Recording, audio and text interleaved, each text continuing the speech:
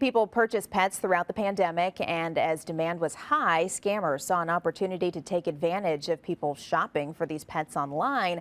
Sarah Wetzel from the Better Business Bureau joins us this afternoon. Thank you for being here today. Thank you. This is a common scam. We've done a number of stories on this. So tell me why this scam took off during the pandemic specifically. Well, COVID left so many unknowns, so people were staying home more than ever. And if they ever had any thought of getting a pet, now seemed like a great time because they were going to be home. Sure. They possibly may even been working from home. So the demand for these puppies skyrocketed, and there just wasn't enough puppies to go around. So scammers saw this as an opportunity. And online shopping scams did increase tremendously when the pandemic hit, and this included the pet scams as well.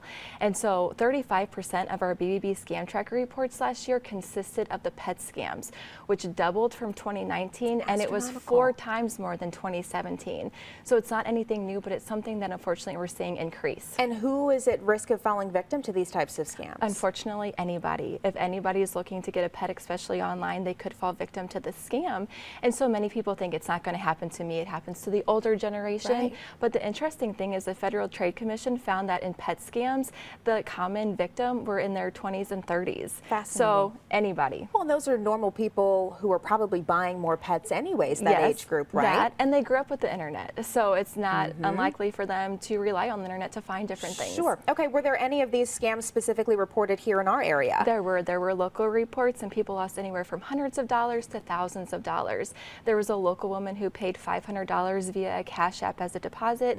She received the photos. They asked for the remaining balance, so she sent it via the Cash App. Yeah. Her bank actually flagged that transaction, so she asked for a refund. She never got the refund, and she never got the puppy. Jeez. And that's what we hate to hear, because at the end of the day, people are ending up with an empty wallet and a broken heart. Right. Okay, so are there some ways that people can make sure that they don't fall victim to these scams? Well, some red flags are if the seller's not letting you see the puppy or whatever animal it is. And you may not be able to go there, maybe further away, but then ask to do a video call. That way you can see the seller and the animal.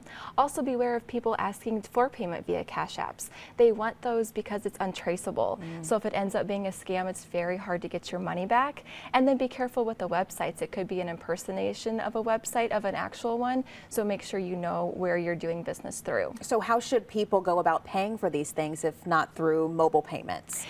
Our recommendation is always to do a credit card, because then you have an added layer of protection, because you can also, if you end up not getting the puppy, if it ends up being a scam, that way you can then contact the credit card and dispute that charge. Kind of like an insurance Absolutely. for you, right? Yes. Okay, are there specific types of dogs that are being marketed more that people are falling victim to? No, unfortunately. It's purebred dogs a lot of the times, but it can be any. And so that's another thing, is to do your research and see what an average price is. If you see something that's deeply discounted, let that be a red flag.